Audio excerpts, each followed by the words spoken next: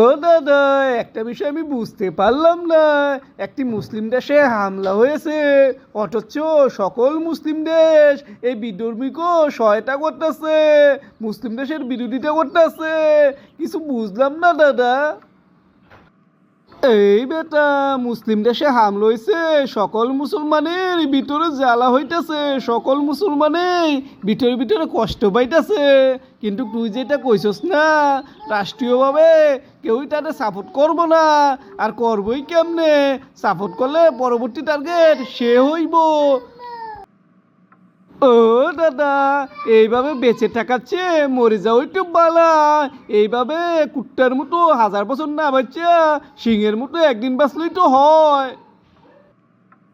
এই এই কথা তুই আর আমি এসেন কই? আঙ্গুর নেতারা তো এই কথা কয় না।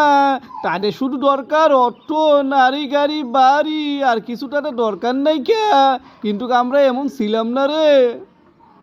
ও দাদা, আমরা এমন ছিলাম না মানে আমরা কি শক্তিশালী ছিলাম নাকি? এই ছিলাম মানে আমরা এতই শক্তিশালী ছিলাম, আঙ্গুর নাম শুনলেই বিধর্মীরা ফ্যান বিজাই দিত। আঙ্গুর শক্তি পুরো বিশ্বের মধ্যে 1 নম্বরে ছিল। আমরা তো সুপার পাওয়ার ছিলাম রে।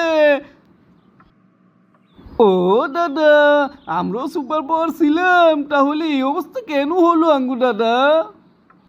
এই বেটা, এই অবস্থা হওয়ার পিছে আঙ্গুমতো লোকেদেরই অবদান বেশি, লুবি লোকের অবদান বেশি। আরে আমরা একটা দেশ পাওয়ার আশায়, একটা গোত্রের প্রধান হওয়ার আশায় বিধর্মীর কাছে বিক্রি হয়ে গেছি। এই যে আজকে দেখতেছস, তুই আরবের যেত রাষ্ট্র, এগুলো কিন্তু রাষ্ট্র ছিল না, ওরা প্রভুত্ব করছে। ব্রিটিশগো গোলামি কইরা এই রাষ্ট্র লইছে, পশ্চিমাগো গোলামি কইরা তারা এই অংশ গ্রহণ করছে। এখন তাদের বিরুদ্ধে যাইব কেমনে?